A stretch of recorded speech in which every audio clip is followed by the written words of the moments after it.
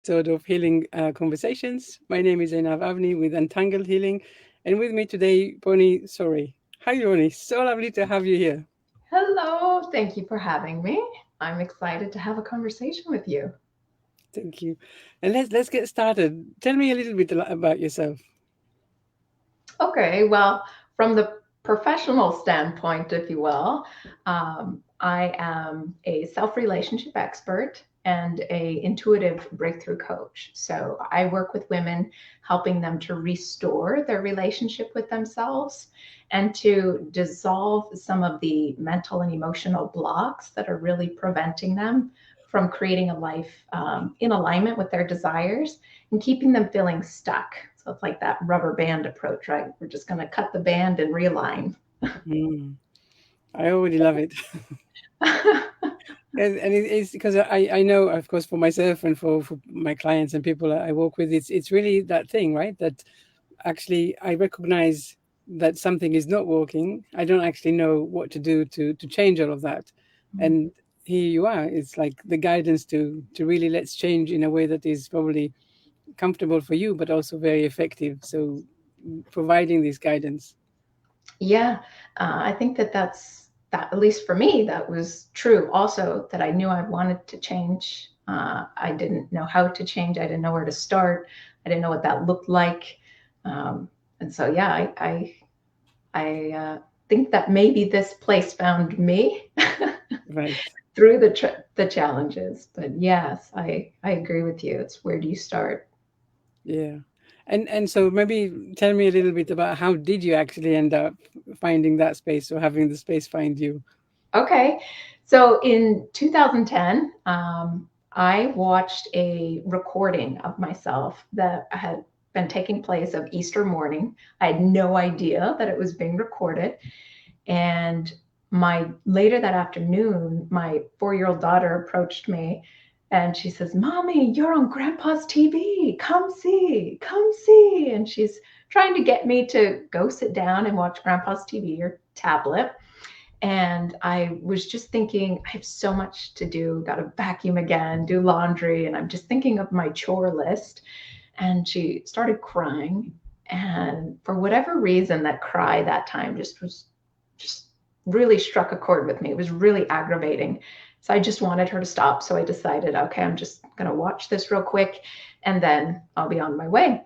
Well, I sat down on the couch, I plopped her on my lap, and I looked down. Um, and my stepfather was next to me holding the tablet, and the replay of Easter morning was going on the tablet. And I looked down a little and I'd look straight and think of all the things I'd rather be doing. I definitely didn't want to watch myself on a recording. And it was as though somebody took my face and just pulled it down to this tablet and forced me to watch. And what I saw was me standing at the kitchen sink, and my back was to the rest of my family. My 3 kids, all under the age of 5, were on the floor playing jacks with my mom. And my stepdad and my husband were in the far corner by the Easter table. And I'm just standing at the sink and I'm slamming cupboards and I'm just washing the few dishes that are in there. And I just have this really annoyed, angry behavior happening. And the same 4-year-old daughter pops up off the floor. She runs over to the Easter table and she starts picking up eggs and she looks at it and she put it down and she picked up another egg and looked at it and put it down. And then she reached across the table. She grabs this egg and she looks at it and she just gets really excited. She takes the egg, she runs up beside me, puts it in both of her hands, and she starts dancing. And she's, "Mommy, I made this for you." And my back is to her, and she's saying it over and over and over again, just dancing with this egg in her hand, trying to get my attention. And I just ignored her, and she got tired of me ignoring her, and she just said, "Mommy, I made this for you." And she yelled it. And I turned around, I smacked the egg out of her hand, and I yelled, "I don't care. I don't want it." And I turned back around to do the dishes again. Now, the egg went out of her hand, it hit the oven door and just burst on the ground. And I watched from the tablet the perspective, just her back to me, and I watched her look up and I watched her look down at these pieces of this egg that she had made and colored and designed just for her mom. And she picked up the big pieces to this egg and she held it and she turned a little bit and she kissed the egg and she whispered something. And I couldn't hear it. And I thought, oh my God, what did she say? And I'm trying to turn up the tablet. I needed to know what she said. She finished turning and she walked out of the kitchen. And as she passed the tablet, she said, "It's okay. Grammy says mommy loves me." And in that moment, I was like, what? Grammy says mommy loves me? When was the last time I told my kids I love them? I didn't know. I was so consumed by this inner noise, this inner, emotion, this suffering, this discontent, extreme shame and frustration with myself, that I was completely missing everything. And I was also confused because all I had ever really searched for was happiness. And I had done everything that people had told me to do. I followed my mom. She says, if the kids are happy and the husband's happy, then you'll be happy. And other people said, just smile, don't talk about it, don't complain, just be grateful and you'll be happy. And those things didn't work for me. And then I remember watching healthy, active, more fit people exercising and they just looked happy. And at that time, I was tipping the scale at, before that, I was tipping the scale at 300 pounds and I thought, oh, I got to lose the weight. Then I'll be happy. I lost half my body weight.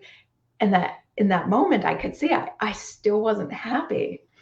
And so it came to this point where I was just like, I just always wanted to be happy. And more than ever, I was so unhappy. What do I do? How do I fix this? And 4 options came to mind immediately. And the first one was, and I knew them right away because they're things I had thought about before.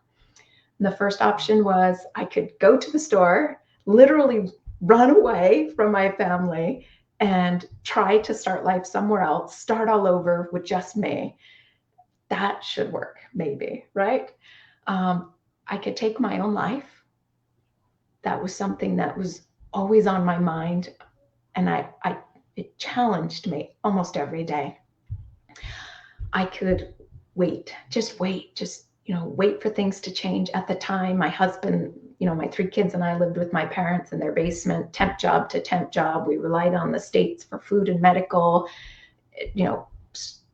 just really, uncomfortable situation. Just wait, the job will come, the house will come, the car will come, the trips will come, these things will happen. Just wait for things to change. Or I could change. And I had always convinced myself in the past, just be patient, just wait, things will change, things will get better. Because these are things that I would hear people say, things will get better. But that day I was just like, I'm not waiting anymore. I want to change. And just like you, I didn't know where to start. I didn't know what that looked like. I didn't know if it was possible for me. I was just as lost as I felt. But I just knew that change was what I wanted. Excuse me. So I had called my dad and I told him everything that had gone on. I was like, can you help me? And he said, well, I could read to you for 15 minutes a day every morning. I'll just call you and let's see what that does. And when he said that, I was just like, did you actually hear anything I just said? You want to read to me? Are you kidding me? Like, Dad, I'm having a breakdown. I need help. But I didn't have any other place to start. And so I said yes to that. And it was through the process of showing up every day, taking the phone call, hearing these new words, these new ideas, these new options, really, to be able to experience life if you chose to do that. In the past, I thought, this is just the roll of the dice. This is just how things are. And this is just how things will be for me. And through this process, I literally ended up rebuilding my relationship with myself and with life. And people just started coming to me for advice that I didn't know. I didn't know what to do. But then in 2015, I heard about life coaching. I was like, I don't know, but I'm already having conversations, and one thing led into another, and um, different aspects continue to develop. And so, yeah, and here I am today. Here you are today. And what a gift from your dad, right? It's like, I mean, ingenious, right? What to say, I'll read to you every day for 15 minutes. It's so special. It's so really such a gift. Yes, a gift. So, such a simple place to start just by reading. And logical mind would be like, no, it's got to be harder than that. Right. But it was really the tipping point because it gave me no other option, but it really opened me up to this willingness to try, to Mm. just show up and to try.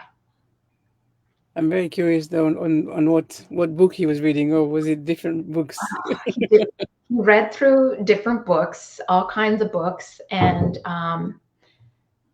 he just one I remember it was probably like a Lisa Nichols book or something, maybe Louise Hayes or something, but there was this challenge, this exercise work to go look into the mirror and to tell yourself you loved yourself. Mm, Oh my goodness, staring at that woman in the mirror, staring back at me and trying to like not hear what she's saying, right? Just mm, constantly reminding me of my shortcomings, my failures, my past, my regrets, shame, all of it, trying to just not hear that, but look into my eyes. Oh, just this level of vulnerability and a different type of discomfort. So all I could do was close my eyes, and I thought, okay, just what can I be grateful for? What can I be grateful for? And I'm thinking and thinking. And then as I paused to wait for an answer, I was aware of my heartbeat. mm, And in that moment, I was like, okay, I'm still alive. My heart is beating. I'm still alive. I'm grateful for this. So every day I made an effort to greet her in the mirror and to see her just as she was and be okay with that. And that mirror work began to change things as well. Because I always tell people I'm a recovering runner.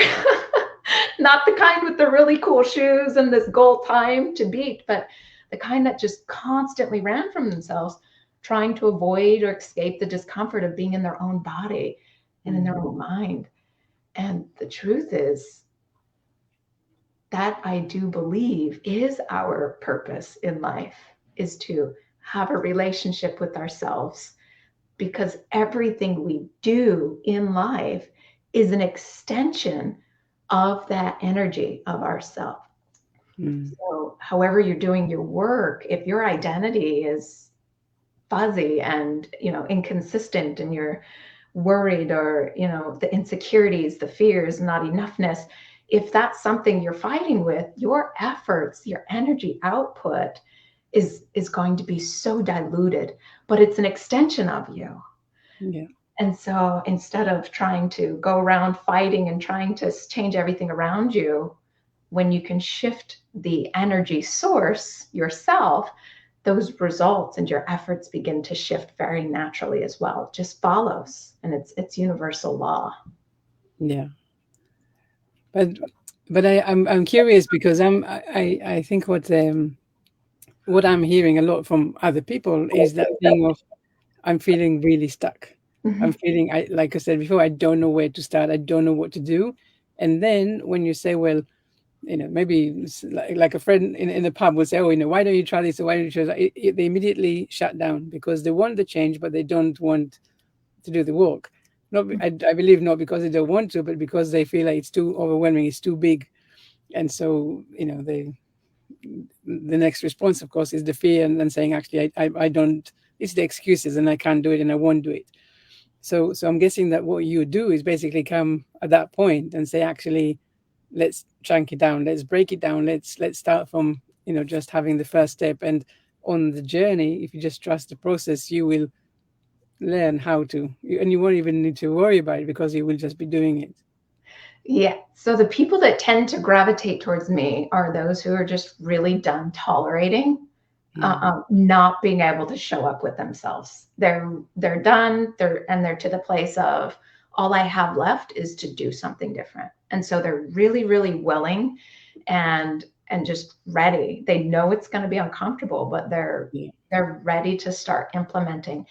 And it even just through the first session, the first experience of showing up for yourself, things begin to shift radically. And Yeah. because your experiences, your results just constantly mirror and reflect that energy. So when you're willing, it kind of just opens things up. You begin to receive when you were just so tight and couldn't before. Mm. Um, but I have learned that a lot of the times, because I think that we are all naturally people pleasers, Right. we try to go out into life and create visions that other people have set into expectation for us, told us, oh, you're going to be this, or oh, you should do that. And we try to do that vision as far as we can go, Mm. but we can't go any further once we don't know what else they want us to do. So we feel stuck because we've been trying to create somebody else's dream or vision or expectation of us. Yeah. So part of getting unstuck is really being able to identify, if I wasn't afraid of what other people would think of me, if I wasn't afraid of disappointing people, if I wasn't afraid of what it might mean if people left me, Mm. what would I do with myself? How would I create life? How would I experience life? And then that's very freeing, right? Because Yeah. it's that thing of actually you are not your conditioning. Yes, yes.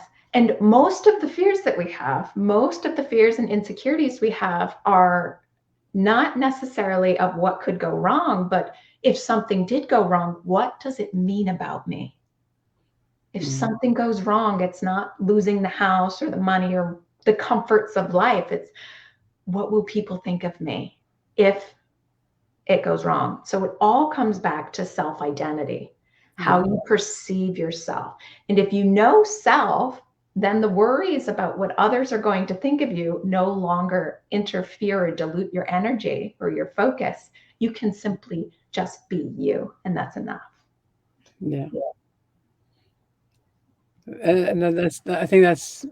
I'm wondering if we ever actually stop worrying about the conditioning. Even I mean, because I always talk about the negative voice and how the first step you take, the first thing to greet you is the negative voice and the fears, and actually what we want to do is say, yeah, thank you very much, but I've got this. I don't want to listen to the negative voice anymore because it doesn't know anything about me, right? So let me connect with my source, my truth, my inner wisdom. That says actually that the idea that you have this something that excites you and fills you up is exactly what you're meant to be doing. I'm Yes. just wondering, yes, I mean, do we ever stop listening to the fears at some point, I guess is my question. You know what? Here's the really wonderful thing. Fears are our primal aspect, really trying to keep us safe and comfortable. So it's super normal, actually, for them to appear. Mm. The challenge is when we begin to resist them and push them out, because that which you resist persists. And Yeah. if you're resisting something, you're focused on it, and that which you focus on expands. So your efforts of trying to get these thoughts to just stop and to go away are actually intensifying them. Mm. So, like you said, acknowledging the fear, oh my gosh, thank you, primal me. Thank you, this part of me that's trying to keep me comfortable, to keep me safe. You're Yeah. doing your job. Oh my gosh, thank you so much. Instead, I'm going to do this, though, because it's what I'd rather do. And then Mm. you move into action with, heart energy into your vision. This space that the primal energy just can't get into comfortably is the unknown. It's too unpredictable. Yeah. So it naturally is keeping it safe. So the first thing is, you're not broken. Nothing's wrong with you. You're not defected in any way because you have or are experiencing these fear thoughts, that's totally normal. And you're like, oh, the primal's doing its job. Awesome. Thank you. Instead, though, I'm going to go ahead and do this other thing over here. And once you acknowledge it, you're no longer resisting it. So it doesn't persist. And if you're not resisting it, you're not focusing in on it. So it's done expanding. So you're able to acknowledge it and move into action doing this other thing a lot faster once you're just willing to smile and thank it for what it's actually doing. Nice. I like that. I like that a lot, actually. And then you, yes, of course, what you resist persists. I think it's a very important, point to underline and to say, actually, just acknowledging it and diffusing the power is so important and doable. We can do this. Mm-hmm. Yes. And so I want to ask, the question I put on in the group before about the self-image, right? Because I get that a lot as well. When people say, well, it really is like I've reached my upper limit. I want to do something, and it kind of like well, the way that I call it is that basically we want to do something and we bounce off the walls of the comfort zone. But really, how do we move past that, past the terror barrier, and where we actually want where we actually want to get to?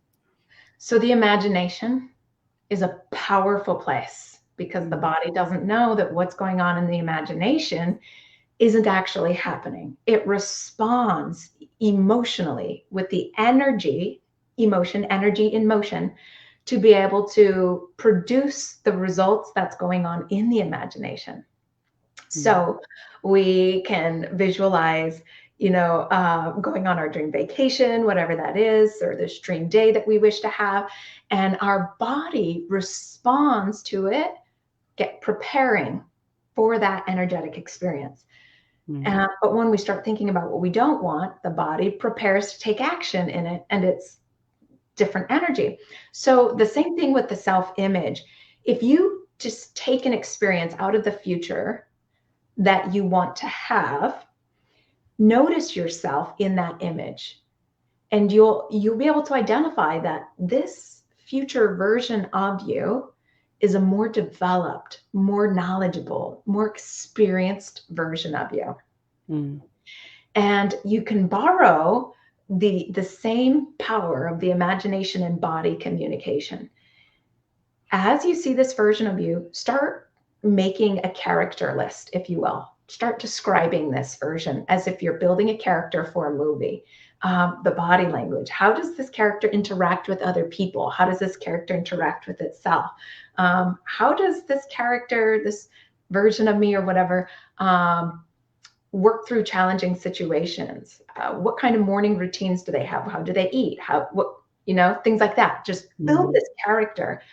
And you'll notice that as you begin to do that, your body begins to shift. You feel differently. Your posture changes. The tone of your voice changes. There's this, just it feels activating, if you will, because your body doesn't know that you're not this image. So as you begin to practice engaging and creating this image of yourself, your body responds to it. So every morning, visualize that future version of yourself that you just naturally know you're meant to unfold into. It's this next level of potential for me. Right. And let the body do the work in responding. Now, some people say, Bonnie, I'm not very visual. I can't see very clearly. Well, guess what happens when you start to write? Right. When you start to write the descriptions, you're building these images in your mind, and naturally your body begins to respond. Because the only reason you have the image you have today of yourself and behave the way you do is because you've been imagining that version of yourself over and over again. And so naturally your energy just aligns with it. So just like who you are now, you can move into and borrow the energy of this next level version of yourself in the present moment and let it take over. Yeah, I love it. I love it. That's why they say, right, it's the subjective mind that needs the command. So if you do the visualizations, or you kind of allow your imagination go there, Yeah. these are the commands that you're giving it. So that's what it does. Yes. The nature of the beast. It does what we're telling it to. I think no, Zig Ziglar was it who said you can never outperform your own self-image. Yeah, he wrote a psycho. What is it? Oh, Oh, yes, yes, yes, yes. I know what that book.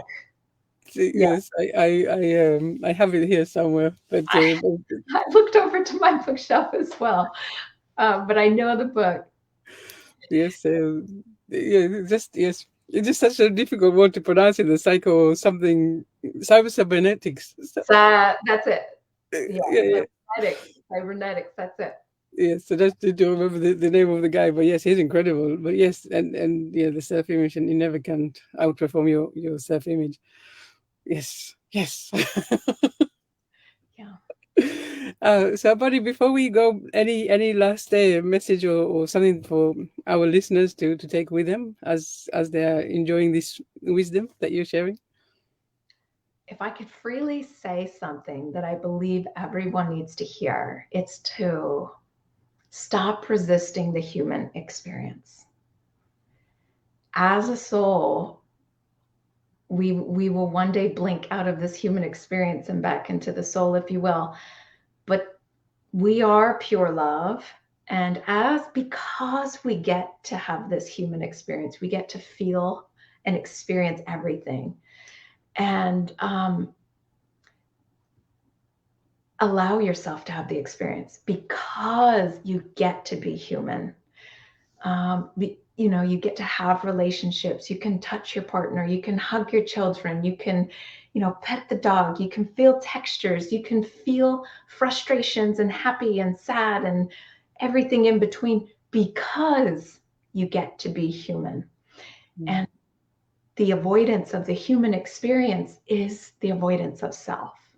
And that's really what you're looking for is feeling connected to something because you feel disconnected. It's yourself. It's yourself. Allow the human experience. Allow it. Allow it. That's what I would say. It's lovely. It's lovely, and I think the interesting thing for me a lot of the time is I constantly come back to this idea that we're not meant to we were not put on this earth to struggle. So what is it that we are adding to our story that we constantly going back into the struggle until people meet you, and that you help them to change into this empowerment, and saying, actually, I don't need to resist. I don't need to be so scared. I have a message. I have a purpose. I'm here for something. So what is it? Let's show up with curiosity. Yeah. Well, I believe that struggling is simply the awareness that the story you're telling yourself is out of alignment with your truth. Mm. So, struggling itself, you're like, I'm struggling. That would be your indication of saying something is trying to get my attention. I love So, it. I love it what you said. The struggling is a sign that you're out of alignment with the story that you tell yourself. Did I say it correctly? struggling is being out of alignment with your truth The truth is, because of a story you're telling yourself. So if you're experiencing the struggle, you can something is trying to get my attention. no. Real quick analogy. Can you imagine reading a children's book about a safari? Now, the pictures of this book are all about a forest, but the words are about a safari. So the description of the book doesn't match the pictures at all. You would Mm, be really confused, right? yeah, yeah. So the story and the images need to work together to support because if you're fighting with yourself in mind and heart, there creates confusion. And our primal aspect, it's uncomfortable. And naturally, we want to avoid or escape discomfort. So if there's confusion in the mind and the heart image, the mindset and the heart set, these images are different. There's confusion, and naturally we begin to avoid ourselves. Our stories just and our images just aren't going together. And that's why knowing self, coming back to self at a totally different level, rebuilding this idea of self, unsuppressing self. That's why it's just so important, and it's the starting point for everything. Mm. I love it. I really love it. There's so much wisdom in that. It's to really understand. I love it because it's like really looking at it from a completely different place. It's like, yes, when we go into the struggle, we really we do get sucked into the story, and all of a sudden when we think, well, actually there is another point here. You don't have to. You have a self. You know, you're meant to learn and to grow and to become. It's kind of a reminder that there are more choices. You can look at things differently. You can reinvent yourself, and you will know the way. Can I say one thing about the what you were just saying? Um, Part of acknowledging that change is an option for you is actually scary. It can feel really scary because it says if I'm not a victim, if I can't blame somebody else, then Mm. that means it's up to me.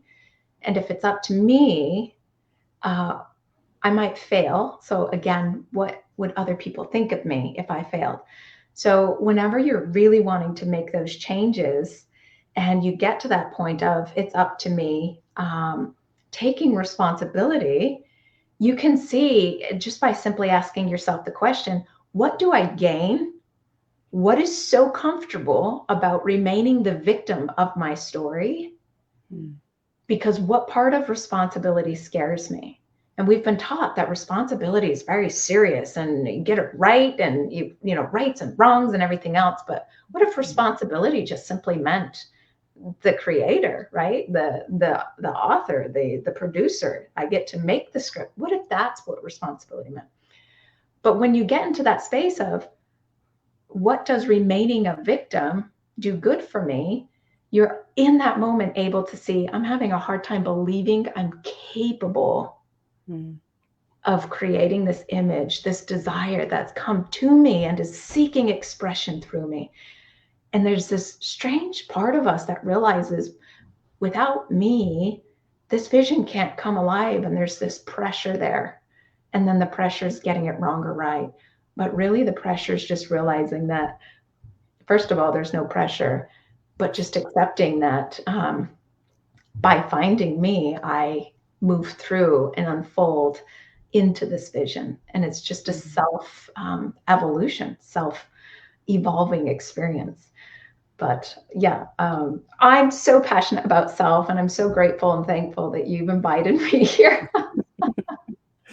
Thank you. And yes, I loved everything that you just said, and I loved how you say it as well. It really was, you know, eye opening, mind opening, eye opening, both of them, Sure, yes. to looking at things differently and really taking in a lot of your wisdom. Thank you so much, Bonnie, for being here with us. And yes, after this chat, I will add all your social links in the comments so that people can reach out and connect to you as they wish. Awesome. Thank you so much. Thank you. Thank you very much for being here. Bye. Bye.